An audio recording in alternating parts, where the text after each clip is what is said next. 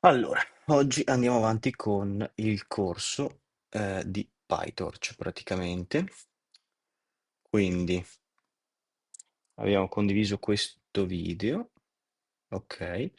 E a questo punto si vede se lo metto di qua. No, perfetto. Quindi quello che posso fare è mettere quello qui così,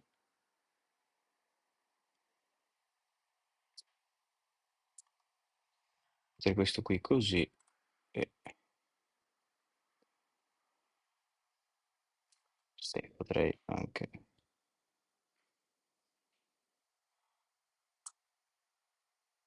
aumentare questo, diminuire quello, ok, sì, mi interessa la chat.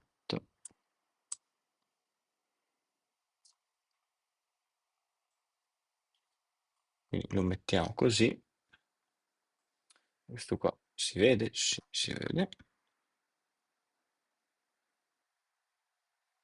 Mm,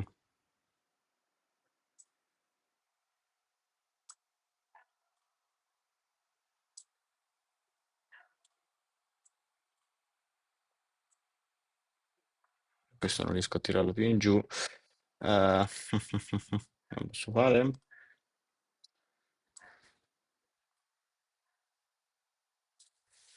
Scale to window. Insomma.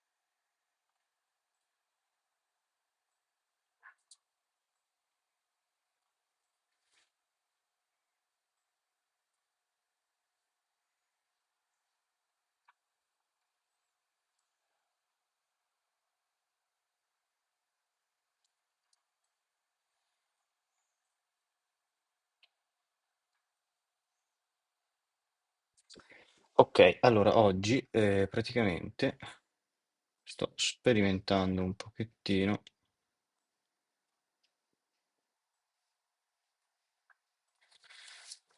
con PyTorch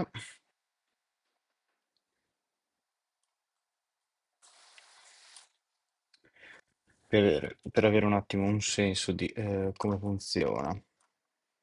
Rimpiccioliamo un attimo questo.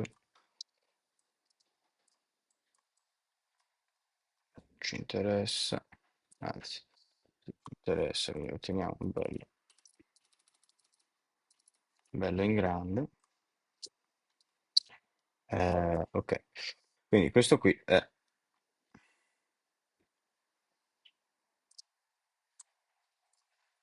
una cosa, questa è un'altra. Eh, Com'è che si fa a vedere il resto delle informazioni?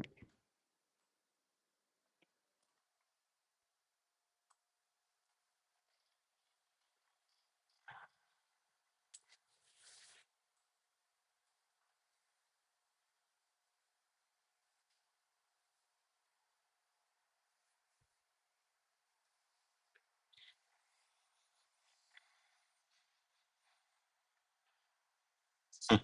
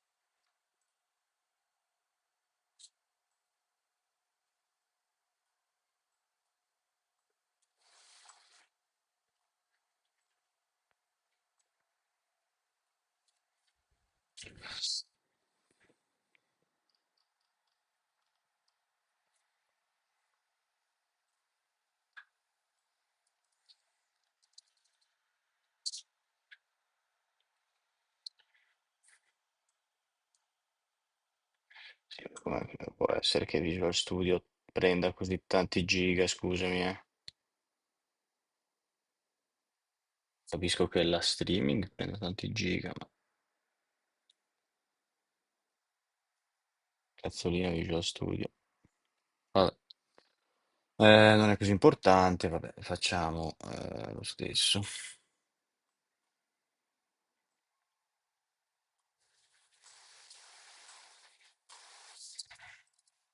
Ok, perfetto. You can see this in the documentation. If we go torch.nn.module, click on module, do we have forward? Yeah, there we go. So forward, we've got a lot.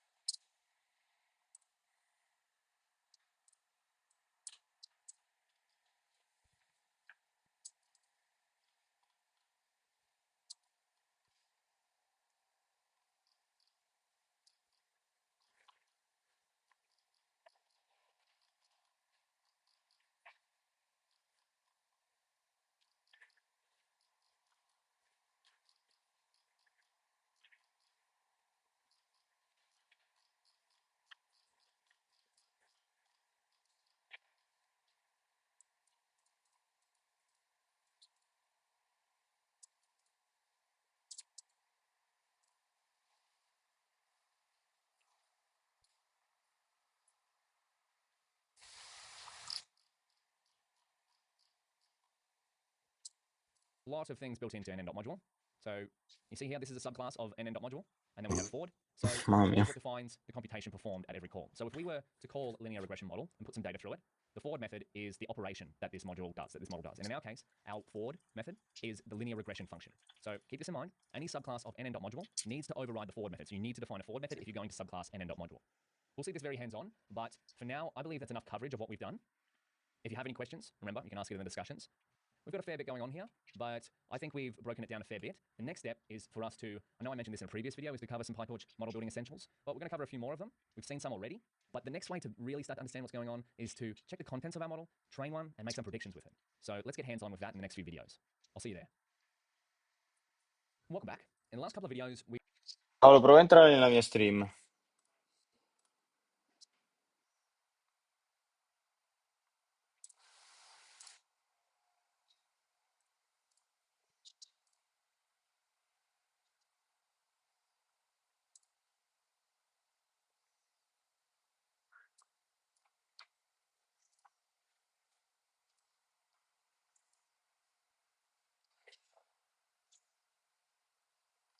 Mhm.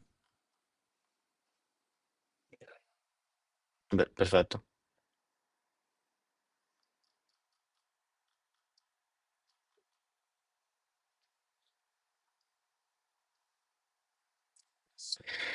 Allora, quello che stiamo cercando di fare è di praticamente creare un modello che faccia una regressione lineare su questo input.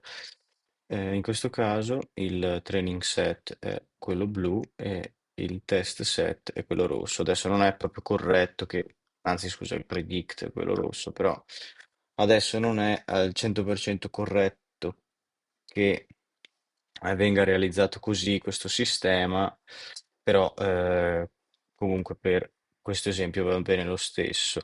Questo perché comunque quando viene creata un'intelligenza artificiale non è proprio corretto. Cioè, quando si crea un modello di regressione, non è corretto usare il modello di regressione nei dati fuori dal range, cioè, nel senso, anche proprio statisticamente non è corretto perché il modello di regressione funziona bene nel range dei dati.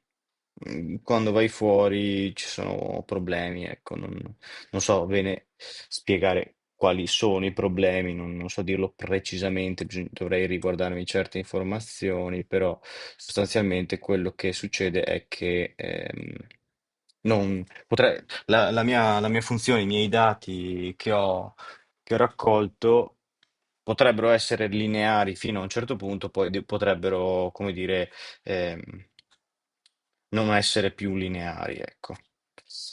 Ehm, E quindi se nel range i dati sono lineari è giusto comunque fare una predict dei dati all'interno del range. In questo caso, siccome vogliamo creare una funzione, quindi un modello che predice solo, diciamo, i due dati eh, che descrivono questa linea che è perfetta perché è creata molto semplicemente tramite questo input qui, non ha proprio senso, ecco, come dire, non ha senso comunque prendere i dati cioè anche se prendo i dati fuori dal range, comunque vengono, diciamo, predetti correttamente, ecco. Quindi adesso abbiamo creato il modello, quindi questo è il modello. Vorrei mettermi qua e ricreare i sample senza però stamparli, ricreare i sample senza stamparli e poi andare avanti da qua, insomma. Adesso però dovrei fare una cosa.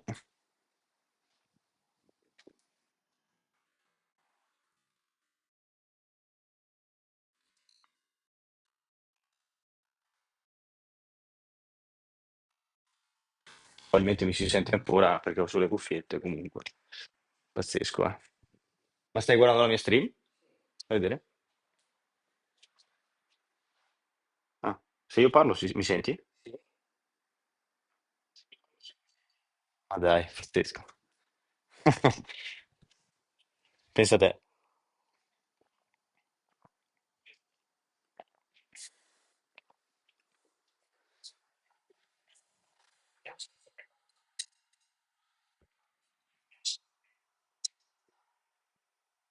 Prova a fare un discorso.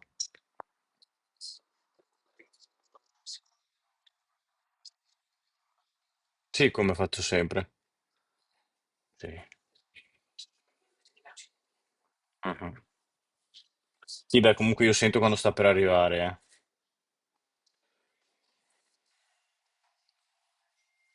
Sì.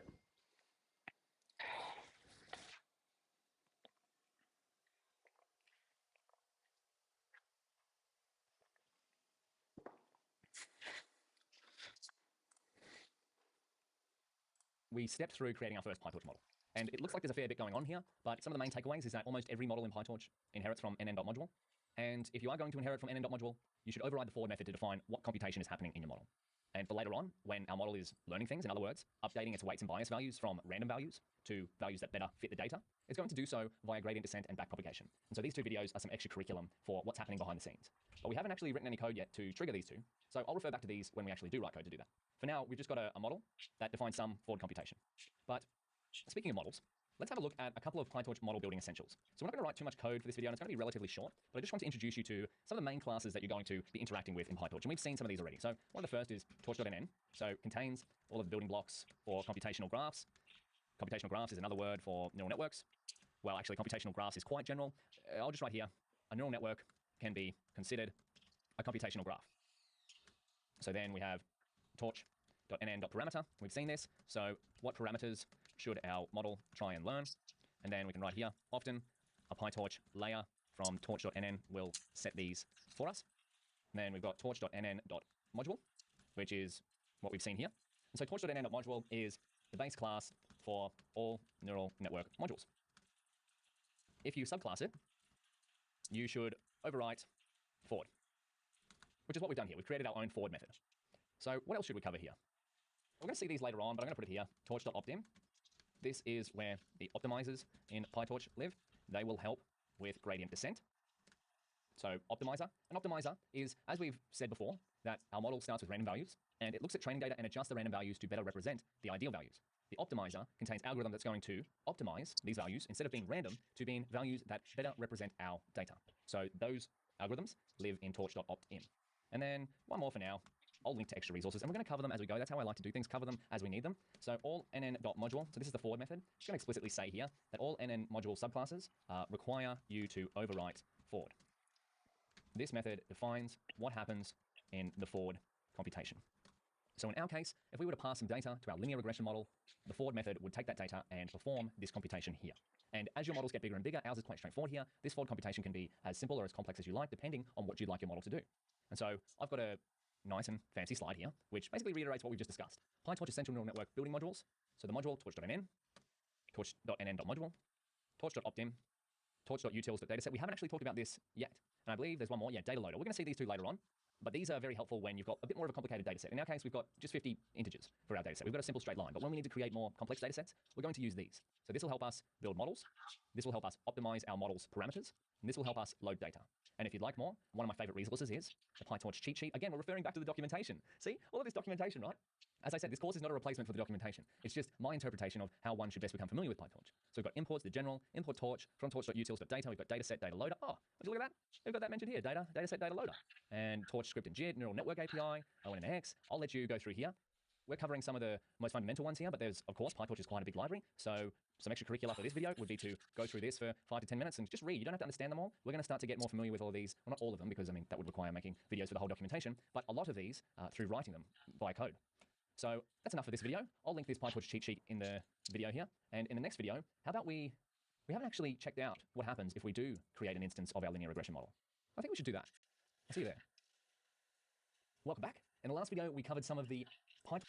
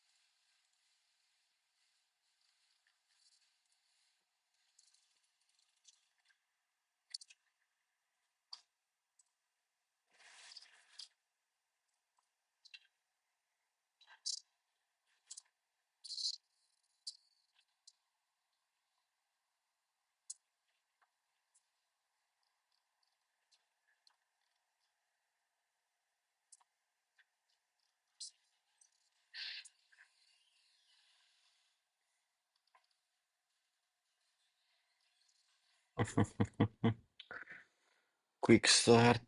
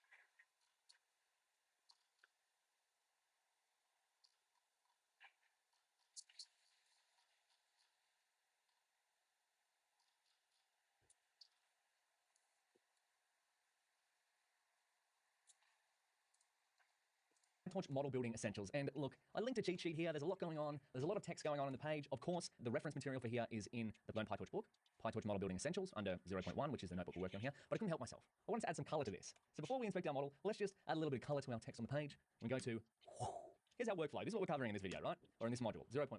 But to get data ready, here are some of the most important PyTorch modules. Torch vision.transforms, we'll see that when we cover computer vision later on.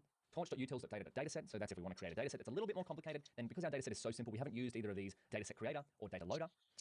And if we go build a picker model, well, we can use torch.nn. We've seen that one. We've seen torch.nn.module.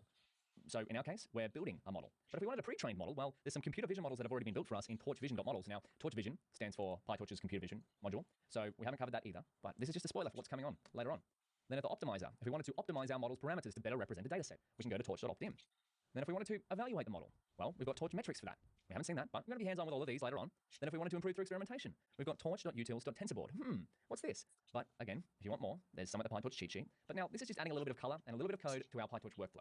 And with that being said, let's get a little bit deeper into what we've built, which is our first PyTorch model. So checking the contents of our PyTorch model. So now we've created a model. Let's see what's inside. You might already be able to guess this by the fact of what we've created in the constructor here, in the init function. So what do you think we have inside our model? And how do you think we'd look in that? Now, of course, these are questions you might not have the answer to because you're like, Daniel, I'm just starting to learn PyTorch. I don't know these, but I'm asking you just to start thinking about these different things, you know? So we can check out our model parameters or what's inside our model using, wait for it, dot parameters. Oh, don't you love it when things are nice and simple? Well, let's check it out, hey? Well, first things we're going to do is let's create a random seed. Now, why are we creating a random seed? Well, because, recall, we're creating these parameters with random values. And if we were to create them without a random seed, we'd get different values every time. So for the sake of the educational sense, for the sake of this video, we're going to create a manual seed here, torch.manual seed. I'm going to use 42, or maybe 43. I could use 43 now. 42, because I love 42. It's the answer to the universe. And we're going to create an instance of the model that we created. So this is a subclass of nn.module. So let's do it. Model 0, because it's going to be the 0th model, the first model that we've ever created in this whole course. How amazing. Linear regression model, which is what our class is called. So we can just call it like that. That's all I'm doing, just calling this class. And so let's just see what happens there. And then if we go model 0, what does it give us? Oh, linear regression. Okay, it doesn't give us much. But we want to find out what's going on in here. So check out the parameters. So model 0.parameters. What do we get from this?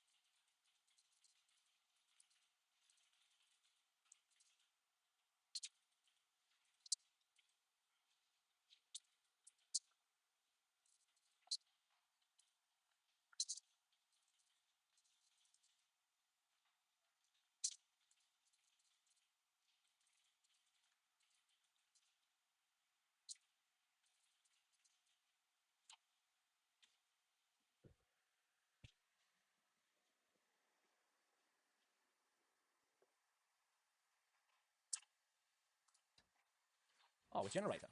Well, let's turn this into a list. That'll be better to look at.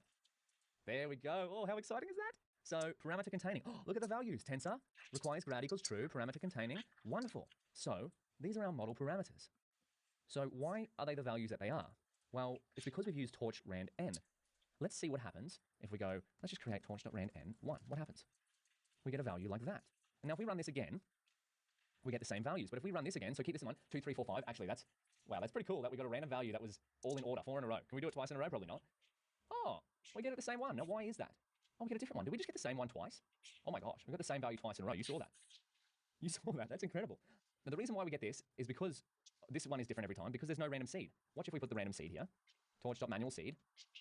42. 3367. What happens? 3367. What happens? 3367. Okay. And what if we commented out the random seed here? initialize our model. Different values. 235, 2345. It must like that value. Oh my goodness. Let me know if you get that value. Right? So if we keep going, we get different values every single time. Why is this?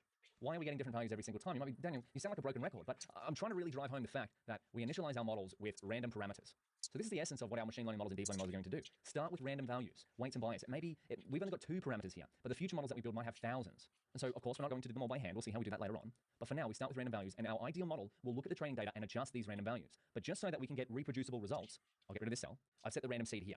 So you should be getting similar values to this. If you're not, because there's maybe some sort of PyTorch update in how the random seed's calculated.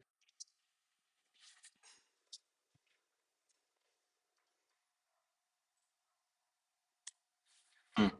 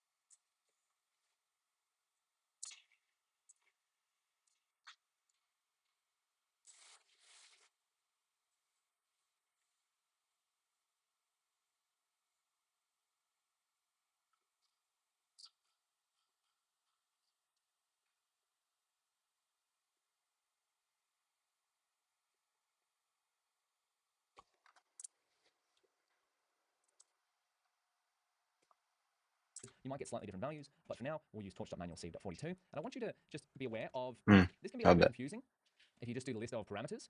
For me, I understand it better if I list the name parameters. So the way we do that is with model 0, and we call state diff on it.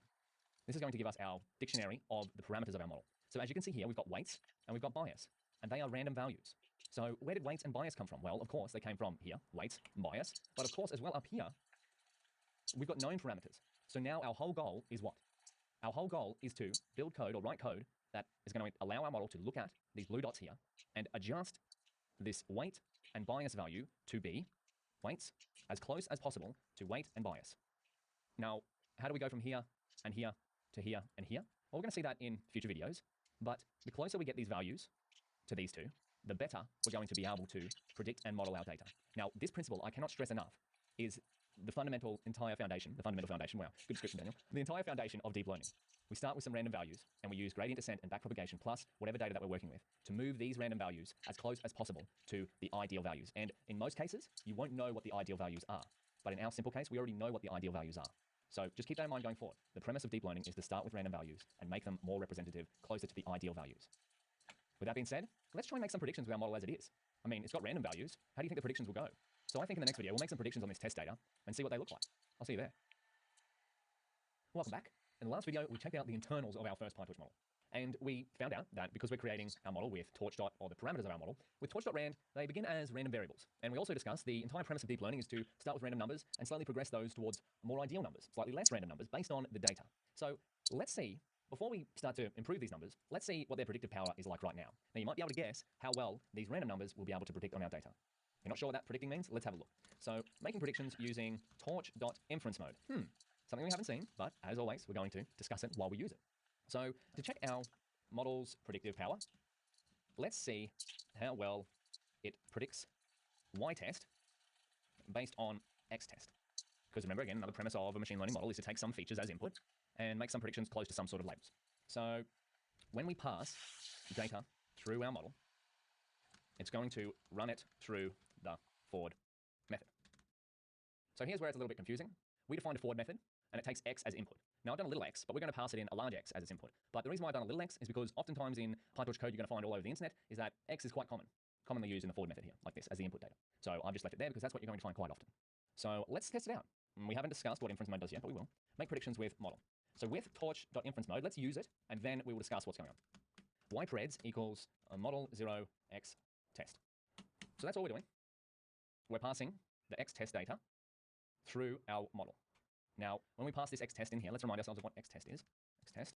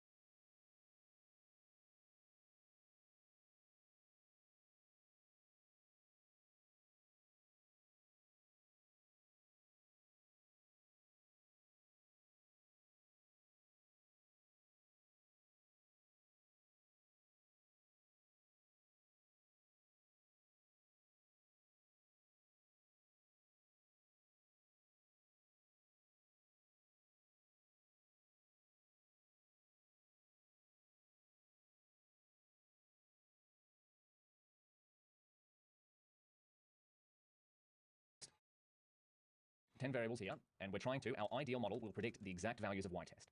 So this is what our model will do if it's a perfect model. It will take these x-test values as input, and it will return these y-test values as output. That's an ideal model. So the predictions are the exact same as the test data set.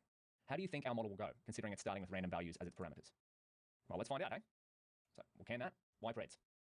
Oh, what's happened here? Not implemented error. This is an error I get quite often in Google Colab when I'm creating a PyTorch model. Now, it usually happens, I'm glad we've stumbled upon this, and I think I know the fix, but if not, we might see a little bit of troubleshooting in this video, is that when we create this, if you see this not implemented error, right, it's saying that the forward method, here we go, forward unimplemented, there we go. It's a little bit of a rabbit hole, this not implemented error. I've come across it a fair few times, and it took me a while to figure out that for some reason the spacing, so in Python, you know how you have space, space, and that defines a function, space, space, there's another thing there, another line there. For some reason, if you look at this line in my notebook, and by the way, if you don't have these lines, or if you don't have these numbers, you can go into Tools, Settings, Editor, and then you can define them here. So show line numbers, show indentation guides, all that sort of jazz there. You can customize what's going on, but I just have these two on because I've run into this error a fair few times. And so it's because that this forward method is not in line with this bracket here. So we need to highlight this and click Shift-Tab, move it over. So now you see that it's in line here. And then if we run this, it won't change any output there. See, that's the hidden gotcha, is that when we ran this before, it found no error. But then when we run it down here, it works. So just keep that in mind. I'm really glad we stumbled upon that because indentation errors, not implemented errors, one of the most common errors you'll find in PyTorch, or when you're writing PyTorch code in Google Colab. I'm not sure why, but it just happens. So these are our model's predictions so far by running the test data through our model's forward method that we defined. And so if we look at y-test, are these close? Oh my gosh, they are shocking. So why don't we visualize them? Plot predictions, and we're going to put in predictions equals y-preds. Let's have a look. Oh my goodness, all the way over here. Remember how we discussed before that an ideal model will have, what, red dots on top of the green dots because our ideal model will be perfectly predicting the test data. So right now, because our model is initialized with random parameters, it's basically making random predictions. So they're extremely far from where our ideal predictions are, is that we'll have some training data, and our model predictions when we first create our model will be quite bad. But we want to write some code that will hopefully move these red dots closer to these green dots. We're going to see how we can do that in later videos. But we did one thing up here, which we haven't discussed, which is with torch.inference mode.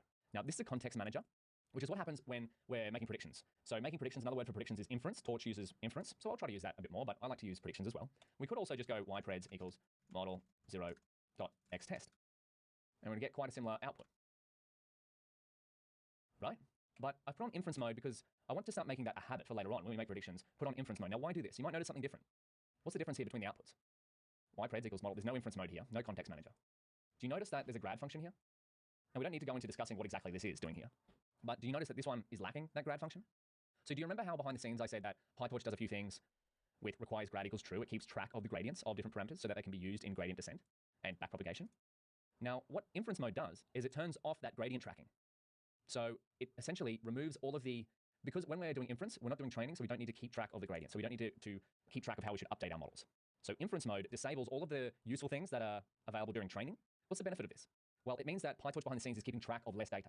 So in turn, it will, with our small data set, it probably won't be too dramatic, but with a larger data set, it means that your predictions will potentially be a lot faster because a whole bunch of numbers aren't being kept track of, or a whole bunch of things that you don't need during prediction mode or inference mode, that's why it's called inference mode, are not being saved to memory. If you'd like to learn more about this, you go PyTorch inference mode Twitter.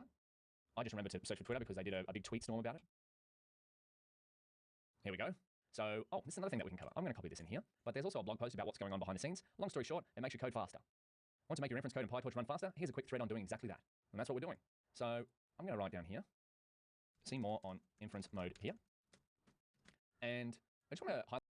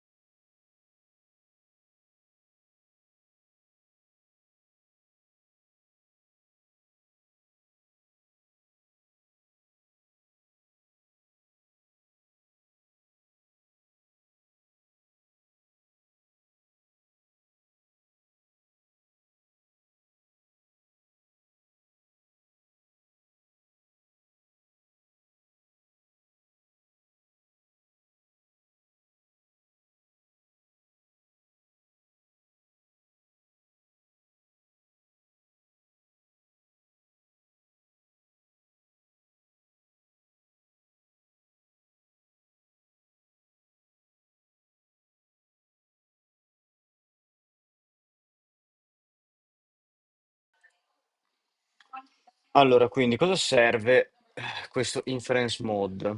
È un context manager che that enables or disables inference mode. Inference mode is a context manager analogous to Node-RED to be used when you are certain your operation will have no interaction with AutoGrad. Code run under this mode gets better performance by disabling view tracking and version counter bumps. Note that unlike some other mechanism that locally enables or disables GRAD, entering inference mode also disables forward mode AD. What's forward mode AD? Forward mode automatic differentiation. Okay. Function higher level API. Locally disabling gradient computation. There are several mechanisms available for Python to locally disable gradient computation. To disable the gradients across entire blocks of code, there are context managed like no grad mode in inference mode. For more fine-grained exclusion of subgraph from gradient computation, there is a setting for requires grad field of answer below. In addition to discussing the mechanism above, we also describe evaluation mode and then module eval method is not used to disable gradient computation but becomes of its name. It often mixed up with three. Setting requires grad. Ma invece Tiny Grad cos'è? Tiny Grad. A Simple and Power Neural Network Framework. Tiny Grad.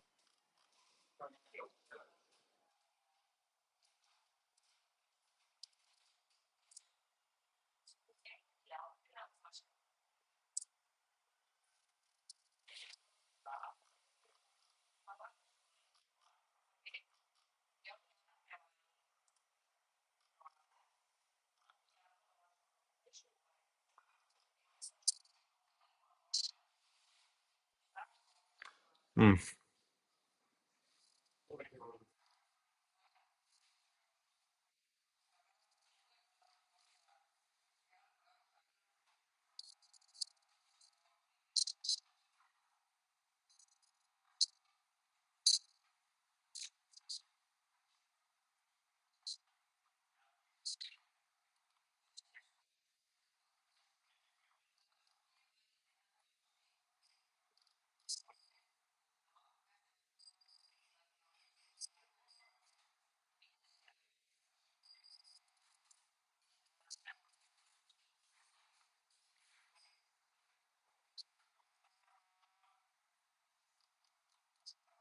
No, no, io mangio più tardi, non vi preoccupate.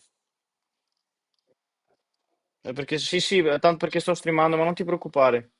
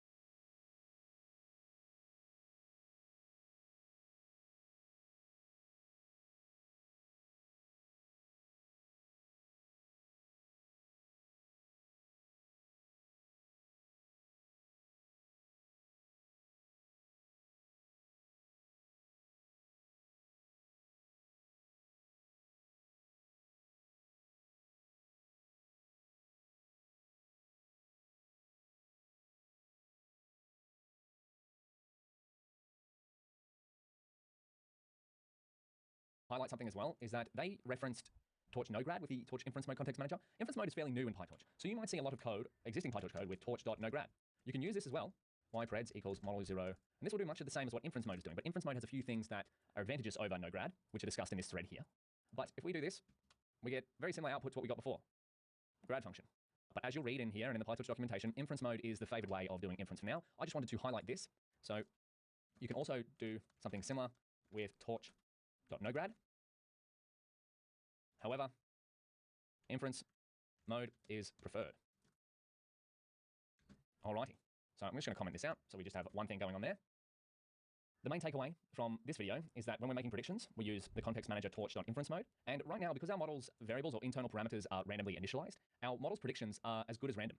So they're actually not too far off where like our values are. At least the red dots aren't like scattered all over here. But in the upcoming videos, we're going to be writing some PyTorch training code to move these values closer to the green dots by looking at the training data here. So with that being said, I'll see you in the next video. Friends, welcome back. In the last video, we saw that our model performs pretty poorly. Like, ideally, these red dots should be in line with these green dots. And we know that because why? Well, it's because our model is initialized with random parameters. And I just want to put a little note here. You don't necessarily have to initialize your model with random parameters. You could initialize it with, this could be 0. Here, these two values, weights and bias could be 0, and you could go from there. Or you could also use the parameters from another model. But we're going to see that later on. That's something called transfer learning. That's just a little spoiler for what's to come. And so we've also discussed that an ideal model will replicate these known parameters. So in other words, start with random unknown parameters, these two values here, and then we want to write some code for our model to move towards estimating the ideal parameters here. Now, I just want to be explicit here and write down some intuition before we jump into the training code, but this is very exciting. We're about to get into training our very first machine learning model. So let's write here, the whole idea of training is for a model to move from some unknown parameters, these may be random, to some known parameters. Or in other words, from a poor representation of the data to a better representation of the data. And so in our case, would you say that our model's representation of the green dots here with this red dots, is that a good representation or is that a poor representation? I mean, I don't know about you, but I would say that to me, this is a fairly poor representation. And one way to measure the representation between your model's outputs, in our case, the red dots, the predictions, and the testing data, is to use a loss function. So I'm going to write this down here. This is what we're moving towards. We're moving towards training, but we need a way to measure how poorly our model's predictions are doing. So one way to measure how poor or how wrong your model's predictions are is to use a loss function. And so if we go PyTorch loss functions, we're going to see that PyTorch has a fair few loss functions built in, but the essence of all of them is quite similar. So just wait for this to load. My internet's going a little bit slow today, but that's okay. We're not in a rush here. We're learning something fun. If I search here for loss functions, here we go. So yeah, this is torch NN. These are the basic building blocks for graphs. Whole bunch of good stuff in here, including loss functions. Beautiful. This is another thing to note as well. Another one of those scenarios where there's more words for the same thing.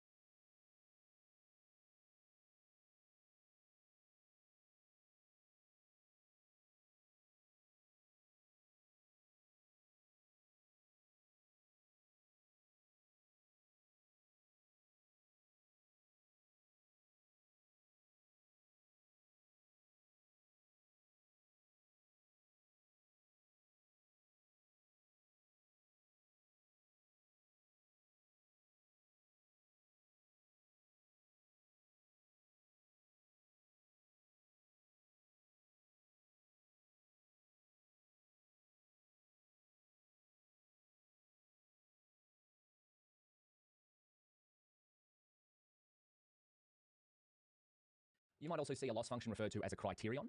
There's another word called cost function.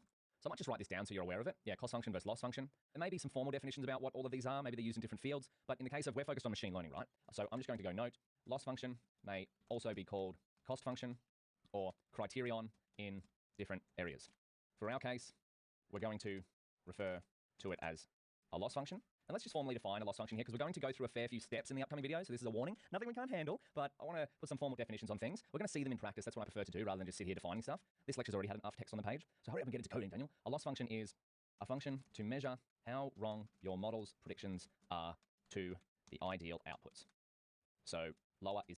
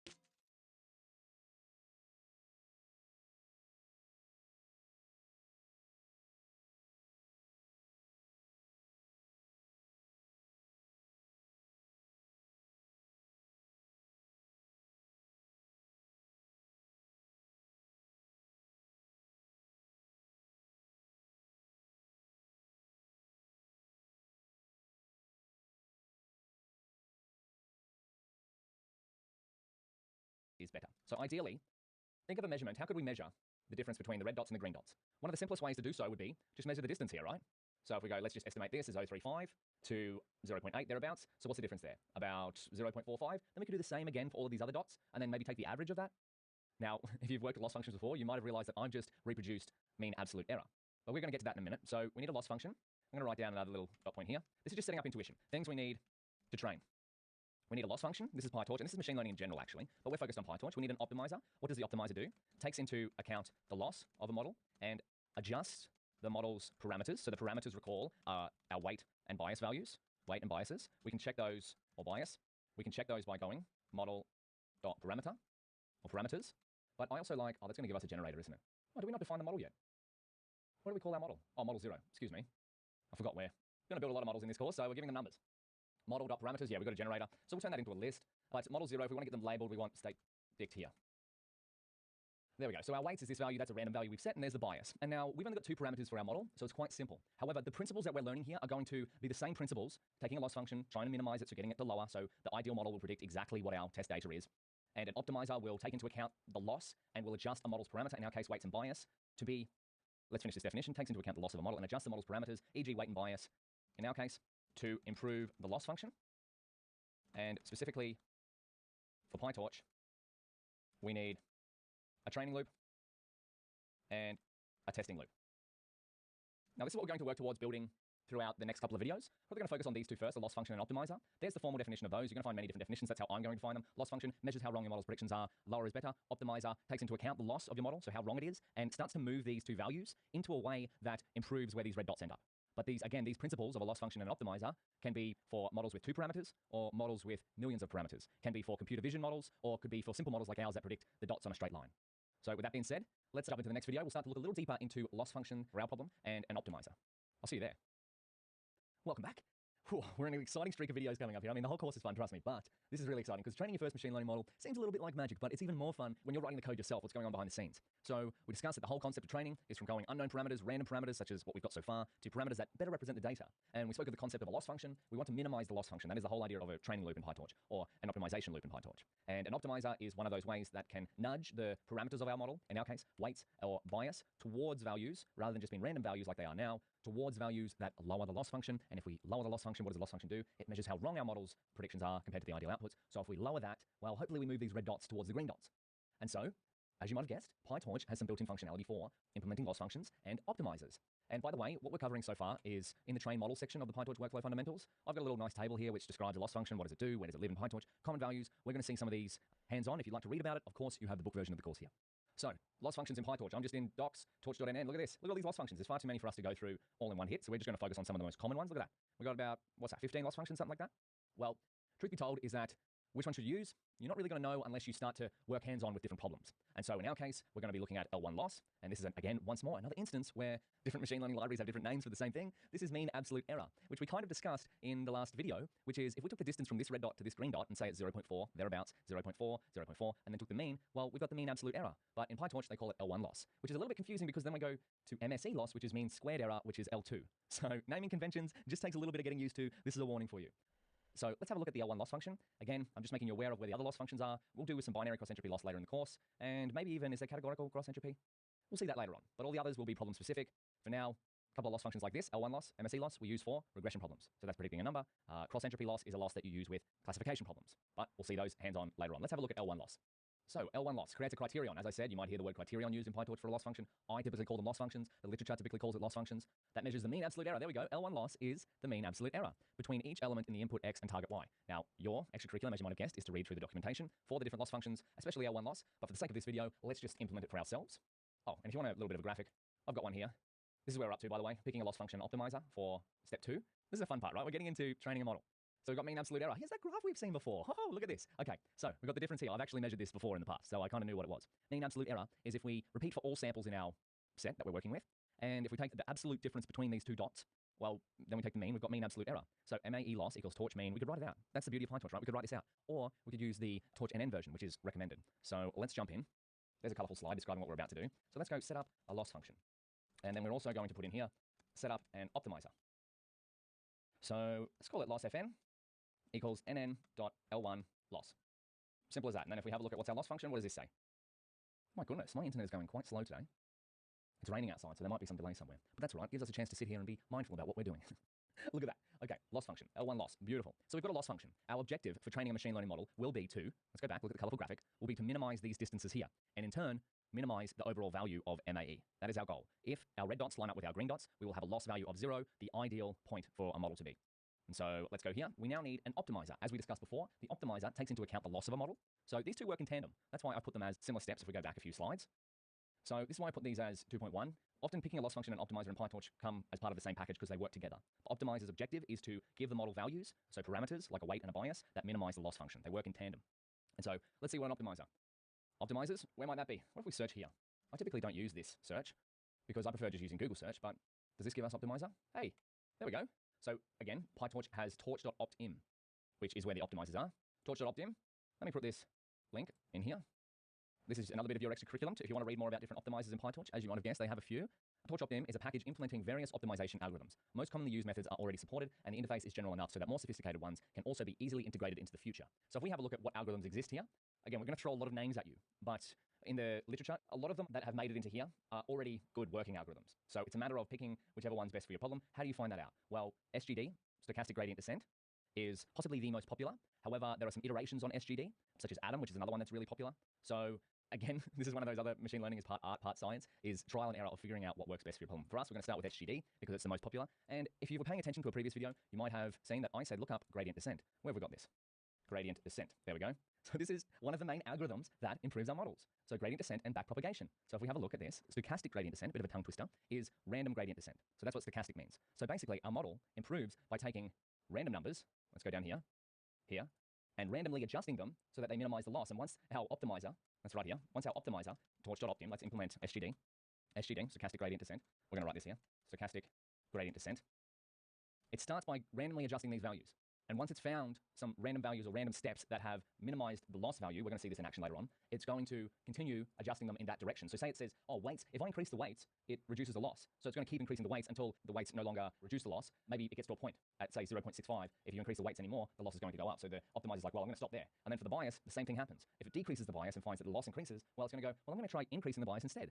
So again, one last summary of what's going on here. A loss function measures how wrong our model is, and the optimizer adjusts our model parameters, no matter whether there's 2 parameters or millions of them, to reduce the loss. There are a couple of things that an optimizer needs to take in. It needs to take in as an argument, params. So this is, if we go to SGD, I'm just going to link this as well. SGD, there's the formula of what SGD does. I look at this and I go, there's a lot going on here. It took me a while to understand that, so I like to see it in code. So we need params. This is short for what parameters should I optimize as an optimizer. And then we also need an LR, which stands for, I'm going to write this in a comment, LR equals learning rate. Possibly the most, I didn't even type rate, did I? Possibly the most important hyperparameter you can set. So let me just remind you, I'm throwing lots of words out here, but I'm kind of like trying to write notes about what we're doing. Again, we're going to see these in action in a second. So check out our models and parameters. So a parameter is a value that the model sets itself. So learning rate equals possibly the most important learning hyperparameter. No, I don't need learning there, do I? Hyperparameter. And a hyperparameter is a value that us as a data scientist or a machine learning engineer set ourselves. You can set. So the learning rate is, in our case, let's go 0.01. You're like, Daniel, where did I get this value from? Well, again, these type of values come with experience. I think it actually says it in here, LR 0.1. Yeah, okay, so the default is 0.1. But then if we go back to optim, I think I saw it somewhere. Did I see it somewhere? 0 point something, 0? Yeah, there we go. Yeah, so a lot of the default settings are pretty good in Torch optimizers. However, the learning rate, what does it actually do? We can go 0.01. These are all common values here. 0001. I'm not sure exactly why. Oh, model, it's model 0. The learning rate says to our optimizer, yes, it's going to optimize our parameters here, but the higher the learning rate, the more it adjusts each of these parameters in one hit. So let's say it's 0.01, and it's going to optimize this value here. So it's going to take that big of a step. If we changed it to here, it's going to take a big step on this 3. And if we changed it to all the way to the end, 001, it's only going to change this value. So the smaller the learning rate, the smaller the change in the parameter. The larger the learning rate, the larger the change in the parameter. So we've set up a loss function, we've set up an optimizer. Let's now move on to the next step in our training workflow, and that's by building a training loop. Far out. This is exciting. I'll see you in the next video. Welcome back. In the last video, we set up a loss function and we set up an optimizer and we discussed the roles of each. So the loss function measures how wrong our model is. The optimizer talks to the loss function and goes, well, if I change these parameters a certain way, does that reduce the loss function at all? And if it does, yes, let's keep adjusting them in that direction. If it doesn't, let's adjust them in the opposite direction. And I just want to show you, I added a little bit of text here just to concretely put down what we were discussing. Inside the optimizer, you'll often have to set 2 parameters, params and LR, where params is the model parameters you'd like to optimize. For an example, in our case, params equals our model 0 parameters, which were, of course, a weight and a bias, and the learning rate, which is LR in optimizer. LR stands for learning rate. And the learning rate is a hyperparameter. Remember, a hyperparameter is a value that we, the data scientist or machine learning engineer, sets, whereas a parameter is what the model sets itself. Defines how big or small the optimizer changes the model parameters. So a small learning rate, so the smaller this value, results in small changes. A large learning rate results in large changes. So another question might be, well, very valid question, hey, I put this here already, is which loss function and which optimizer should I use? So this is another tough one because it's problem specific, but with experience in machine learning, I'm showing you one example here. You'll get an idea of what works for your particular problem. For a regression problem like ours, a loss function of L1 loss, which is MAE in PyTorch, and an optimizer like torch.optim/SGD, like stochastic gradient descent, will suffice. But for a classification problem, we're going to see this later on, not this one specifically, whether a photo is a cat of a dog, that's just an example. Of a binary classification problem, you might want to use a binary classification loss. But with that being said, we now are moving on to Well, here's our whole goal, is to reduce the MAE of our model. Let's get the workflow. We've done these 2 steps. Now we want to build a training loop. So let's get back into here. There's going to be a fair few steps going on. We've already covered a few, but hey, nothing we can't handle together. So building a training loop in PyTorch. So I thought about just talking about what's going on in the training loop, but we can talk about the steps after we've coded them. How about we do that? So we want to build a training loop and a testing loop. How about we do that? So a couple of things we need in a training loop. So there's going to be a fair few steps here if you've never written a training loop before, but that is completely fine because you'll find that the first couple of times that you write this, you'll be like, oh my gosh, there's too much going on here. But then when you have practice, you'll go, okay, I see what's going on here. And then eventually you'll write them with your eyes closed. I've got a fun song for you to help you out remembering things. It's called the Unofficial PyTorch Optimization Loop Song. We'll see that later on, or actually I'll probably leave that as an extension. But you'll see that you can also functionize these things, which we will do later in the course so that you can just write them once and then forget about them. But we're going to write it all from scratch to begin with so we know what's happening. So we want to, or actually step 0 is loop through the data. So we want to look at the data multiple times because our model is going to, at first, start with random predictions on the data, make some predictions. We're trying to improve those. We're trying to minimize the loss. To make those predictions, we do a forward pass. So forward pass, why is it called a forward pass? So this involves data moving through our model's forward functions. Now, I say functions because there might be plural, there might be more than one. And the forward method, recall, we wrote in our model up here. Forward. A forward pass is our data going through this function here. And if you want to look at it visually, let's look up a neural network graphic. Images, a forward pass is just data moving from the input to the output layer. So starting here, input layer, moving through the model. So that's a forward pass. Also called forward propagation. Another time where more than one name is used for the same thing. So we'll go back down here, forward pass, and I'll just write here, also called forward propagation. Propagation. Wonderful. And then we need to calculate the loss. So forward pass, let me write this. To calculate or to make predictions on data. So calculate the loss, compare forward pass predictions. Oh, there's some thunder going in the background here at my place. We might be in for a storm. Perfect time to write code. Compare forward pass predictions to ground truth labels. We're going to see all this in code in a second. Calculate the loss, and then we're going to go optimize the zero grad. We haven't spoken about what this is, but that's okay. We're going to see that in a second. We're not going to put too much there. Loss backward. We haven't discussed this one either. There's probably 3 steps that we haven't really discussed. We've discussed the idea behind them, but not too much in depth. Optimize our step. So this one is loss backwards is move backwards. If the forward pass is forwards, like through the network, the forward pass is data goes in to out. The backward pass data goes, or calculations happen backwards. So we'll see what that is in a second. Where were we? Over here. We've got too much going on. I'm getting rid of these. Moves backwards through the network to calculate the gradients. The gradients of each of the parameters of our model with respect to the loss. Oh my gosh, that is an absolute mouthful, but that'll do for now. Optimize a step. This is going to use the optimizer to adjust our model's parameters to try and improve the loss. So, remember how I said in a previous video that I'd love you to watch the 2 videos I linked above, one on gradient descent and one on backpropagation? If you did, you might have seen like there's a fair bit of math going on in there. Well, that's essentially how our model goes from random parameters to better parameters using math. Many people, one of the main things I get asked from machine learning is how do I learn machine learning if I didn't do math? Well, the beautiful thing about PyTorch is that it implements a lot of the math of backpropagation. So this is backpropagation. I'm going to write this down here. This is an algorithm called backpropagation, hence the loss backward. We're going to see this in code in a second, don't you worry. And this is gradient descent. So these 2 algorithms drive the majority of our learning. So backpropagation, calculate the gradients of the parameters of our model with respect to the loss function, and optimize our step will trigger code to run gradient descent, which is to minimize the gradients. Because what is a gradient? Let's look this up. What is a gradient? I know we haven't written code yet, but we're going to do that. Images. Gradient, there we go. Change in Y, change in X. Gradient is from high school math. Gradient is a slope. So if you were on a hill, let's find a picture of a hill. Picture of a hill. There we go. This is a great big hill. So if you were on the top of this hill and you wanted to get to the bottom, how would you get to the bottom? Well, of course, you just walk down the hill. But if you're a machine learning model, what are you trying to do? Let's imagine your loss is the height of this hill. And you start off with your loss is really high. And you want to take your loss down to 0, which is the bottom, right? Well, if you measure the gradient of the hill, the bottom of the hill is in the opposite direction to where the gradient is steep.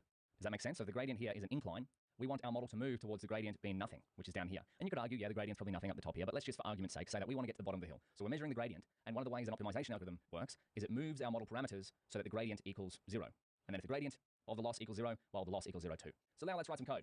So we're going to set up a parameter called, or a variable called epochs, and we're going to start with 1. Even though this could be any value, let me define these as we go. So we're going to write code to do all of this. So epochs. An epoch is one loop through the data. ... So epochs, we're going to start with 1. So 1 time through all of the data. We don't have much data. And so for epoch, so let's go this. This is step 0. Loop through the data. By the way, when I say loop through the data, I want you to do all of these steps within the loop. And do ... loop through the data. So for epoch in range epochs. Even though it's only going to be 1, we can adjust this later. And because epochs, we've set this ourselves, this is a hyperparameter because we've set it ourselves. And I know you could argue that, hey, our machine learning parameters of model 0, or our model parameters, model 0, aren't actually parameters because we've set them, but in the models that you build in the future, they will likely be set automatically rather than you setting them explicitly like we've done when we created model 0. And oh my gosh, this is taking quite a while to run. That's all right. We don't need it to run fast. We need to write some more code then. Now, come on. There's a step here I haven't discussed either. Set the model to training mode. So PyTorch models have a couple of different modes. The default is training mode. So we can set it to training mode by going like this. Train. So what does train mode do in a PyTorch model? My goodness, is there a reason my internet is going this slow? That's all right. I'm just going to discuss this with talking. Again, list. Train mode. Train mode in PyTorch sets, oh, there we go, requires grad equals true. Now I wonder if we do with torch.nograd, remember nograd is similar to inference mode, will this adjust? See, I just want you to take note of requires grad equals true. Actually, what I might do is we do this in a different cell. Watch this. This is just going to be, rather than me just spit words at you, I reckon we might be able to get it working doing this. Oh, that didn't list the model parameters. Why did that not come out? Model 0.eval. So there's two modes, eval mode and train mode. Model.eval parameters. Okay, we're experimenting together on the fly here, and actually this is what I want you to do, is I want you to experiment with different things. It's not going to say requires grad equals false. With torch.nograd, model 0.parameters. I don't know if this will work, but it definitely works behind the scenes. And what I mean by works behind the scenes and not here, it works behind the scenes when calculations are being made, but not if we're trying to explicitly print things out. Well, that's an experiment that I thought was going to work, and it didn't work. So train mode in PyTorch sets all parameters that require gradients to require gradients. So do you remember with the picture of the hill, I spoke about how we're trying to minimize the gradient? So the gradient is the steepness of the hill. If the height of the hill is a loss function and we want to take that down to 0, we want to take the gradient down to 0. So same thing with the gradients of our model parameters, which are here, with respect to the loss function, we want to try and minimize that gradient. So that's gradient descent, is take that gradient down to 0. So model.train, and then there's also model 0.eval, so turns off gradient tracking. So we're going to see that later on. But for now, I feel like this video is getting far too long. Let's finish the training loop in the next video. I'll see you there. Friends, welcome back. In the last video, I promised a lot of code, but we didn't get there. We discussed some important steps. I forgot how much behind the scenes there is to a PyTorch training loop. And I think it's important to spend the time that we did discussing what's going on, because there's a fair few steps, but once you know what's going on, I mean, later on, we don't have to write all the code that we're going to write in this video. You can functionize it. We're going to see that later on in the course, and it's going to run behind the scenes for us. But we're spending a fair bit of time here because this is literally the crux of how our model learns. So let's get into it. So now we're going to implement the forward pass, which involves our model's forward function, which we defined up here when we built our model. The forward pass runs through this code here. So let's just write that. So in our case, because we're training, I'm just going to write here. This is training. We're going to see .eval later on. We'll talk about that when it comes.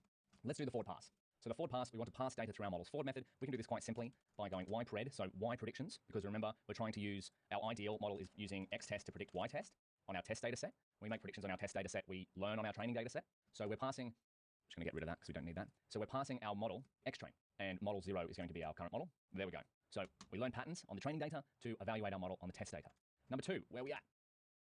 So we have to calculate the loss. Now, in a previous video, we set up a loss function. So this is going to help us calculate the what. What kind of loss are we using? We want to calculate the MAE. So the difference, or the distance between our red dot and a green dot. And the formula would be the same if we had 10,000 red dots and 10,000 green dots. We're calculating how far they are apart, and then we're taking the mean of that value. So let's go back here. So calculate the loss. And in our case, we're going to set loss equal to our loss function, which is L1 loss in PyTorch, but it is MAE, ypred, and ytrain. So we're calculating the difference between our model's predictions on the training data set and the ideal training values. And if you want to go into torch.nn loss functions, that's going to show you the order, because sometimes this confuses me too, what order the values go in here, but it goes prediction first, then labels first. I may be wrong there, because I get confused here. My dyslexia kicks in, but I'm pretty sure it's predictions first, then actual labels. Do we have an example of where it's used? Yeah, input first, target next. So there we go. And truth be told, because it's mean absolute error, it shouldn't actually matter too much. But in the case of staying true to the documentation, let's do inputs first and then targets next for the rest of the course. Then we're going to go optimizer 0 grad. Haven't discussed this one, but that's okay. I'm going to write the code and then I'm going to discuss what it does. So what does this do? Actually, before we discuss this, I'm going to write these two steps because they kind of all work together. And it's a lot easier to discuss what optimizer 0 grad does in the context of having everything else. Perform back propagation on the loss with respect to the parameters of the model. Backpropagation is going to take the loss value, so loss backward. I always say backwards, but it's just backward. That's the code there. And then number 5 is step the optimizer. So perform gradient descent. So optimizer.step. Look at us. We just wrote the 5 major steps of a training loop. Now let's discuss how all of these work together. So it's kind of strange, like the ordering of these. You might think, oh, what should I do the order? Typically the forward pass and the loss come straight up. Then there's a little bit of ambiguity around what order these have to come in, but the optimizer step should come after the backpropagation. So I just like to keep this order how it is because this works. Let's just keep it that way. But what happens here? Well, it also is a little bit confusing in the first iteration of the loop because we've got 0 grad. But what happens here is that the optimizer makes some calculations in how it should adjust model parameters with regards to the backpropagation of the loss. And so by default, these will, by default, how the optimizer changes will accumulate through the loop. So we have to zero them above in step 3 for the next iteration of the loop.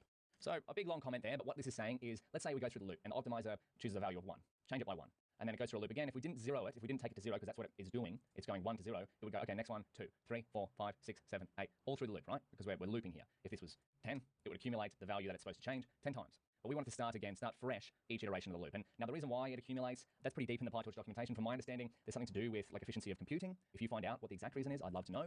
So we have to zero it, then we perform backpropagation. If you recall, backpropagation is discussed in here. And then with optimizer step, we form gradient descent. So the beauty of PyTorch, this is the beauty of PyTorch, is that it will perform backpropagation. We're going to have a look at this in a second, and gradient descent for us. So to prevent this video from getting too long, I know we've just written code, but I would like you to practice writing a training loop yourself. Just write this code and then run it and see what happens. Actually, you can comment this out. We're going to write the testing loop in a second. So your extra curriculum for this video is to, 1, rewrite this training loop, is to, 2, sing the PyTorch optimization loop song. Let's go into here. If you want to remember the steps, well, I've got a song for you. This is the training loop song. We haven't discussed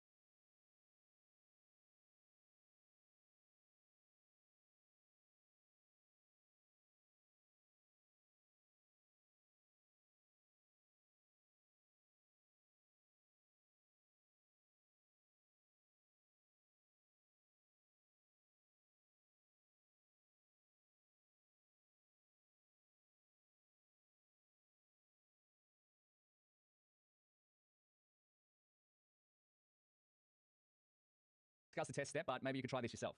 So, and this is an old version of the song. Actually, I've got a new one for you. But let's sing this together. It's train time. So we do the forward pass, calculate the loss, optimize a 0 grad, loss backwards, optimize a step, step, step. Now you only have to call optimize a step once. This is just for jingle purposes. But for test time, let's test. The torch no grad, do the forward pass, calculate the loss, watch it go down, down, down. That's from my Twitter. But this is a way that I help myself remember the steps that are going on in the code here. And if you want the video version of it, well, you're just going to have to search unofficial PyTorch optimization loop song. Oh, look at that. Who's that guy? Well, he looks pretty cool. So I'll let you check that out in your own time. But for now, go back through the training loop steps. I've got a colorful graphic coming up. In the next video, we're going to write the testing steps. And then we're going to go back one more time and talk about what's happening in each of them. And again, if you'd like some even more extra curriculum, don't forget the videos I've shown you on backpropagation and gradient descent. But for now, let's leave this video here. I'll see you in the next one. Friends, welcome back. In the last few videos, we've been discussing the steps in a training loop in PyTorch, and there's a fair bit going on. So in this video, we're going to step back through what we've done just to recap, and then we're going to get into testing. And it's nice and early where I am right now. The sun's about to come up. It's a very, very beautiful morning to be writing code. So let's jump in. We've got a little song here for what we're doing in the training steps. For an epoch in a range, model.train, do the forward pass, calculate the loss, optimize a 0 grad, loss backward, optimize a step, step, step. That's the little jingle I use to remember the steps in here, because the first time you write it, there's a fair bit going on. But subsequent steps and subsequent times that you do write it, you'll start to memorize this, and even better, later on, we're going to put it into a function so that we can just call it over and over and over and over again. With that being said, let's jump in to a colorful slide, because that's a lot of code on the page. Let's add some color to it, understand what's happening. That way you can refer to this and go, I see what's going on now. So for the loop, this is why it's called a training loop. We step through a number of epochs. One epoch is a single forward pass through the data. So pass the data through the model for a number of epochs. Epochs is a hyperparameter, which means you could set it to 100, you could set it to 1,000, you could set it to 1, as we're going to see later on in this video. We skip this step with the colors, but we put the model in, we call model.train. This is the default mode that the model is in. Essentially, it sets up a whole bunch of settings behind the scenes in our model parameters so that they can track the gradients and do a whole bunch of learning behind the scenes with these functions down here. PyTorch does a lot of this for us. So the next step is the forward pass. We perform a forward pass on the training data in the training loop. This is an important note. In the training loop is where the model learns patterns on the training data. Whereas in the testing loop, we haven't got to that yet, is where we evaluate the patterns that our model has learned, or the parameters that our model has learned on unseen data. So we pass the data through the model. This will perform the forward method located within the model object. So because we created a model object, you can actually call your models whatever you want, but it's good practice to, you'll often see it just called model. And if you remember, we'll go back to the code. We created a forward method in our model up here, which is this. Because our linear regression model class subclass is nn.module, we need to create our own custom forward method. So that's why it's called a forward pass, is because not only does it, well, the technical term is forward propagation. So if we have a look at a neural network picture, forward propagation just means going through the network from the input to the output. There's a a thing called backpropagation, which we're going to discuss in a second, which happens when we call loss.backward, which is going backward through the model. But let's return to our colorful slide. We've done the forward pass, call a forward method, which performs some calculation on the data we pass it. Next is we calculate the loss value, how wrong the model's predictions are. And this will depend on what loss function you use, what kind of predictions your model is outputting, and what kind of true values you have. But that's what we're doing. Here we're comparing our model's predictions on the training data to what they should ideally be. And these will be the training labels. The next step, we zero the optimizer gradients. So why do we do this? Well, it's a little confusing for the first epoch in the loop, but as we get down to optimizer.step here, the gradients that the optimizer calculates accumulate over time, so that for each epoch, for each loop step, we want them to go back to 0. And now the exact reason behind why the optimizer accumulates gradients is buried somewhere within the PyTorch documentation. I'm not sure the exact reason. From memory, it's because of compute optimization. It just adds them up in case you wanted to know what they were. But if you find out exactly, I'd love to know. Next step is to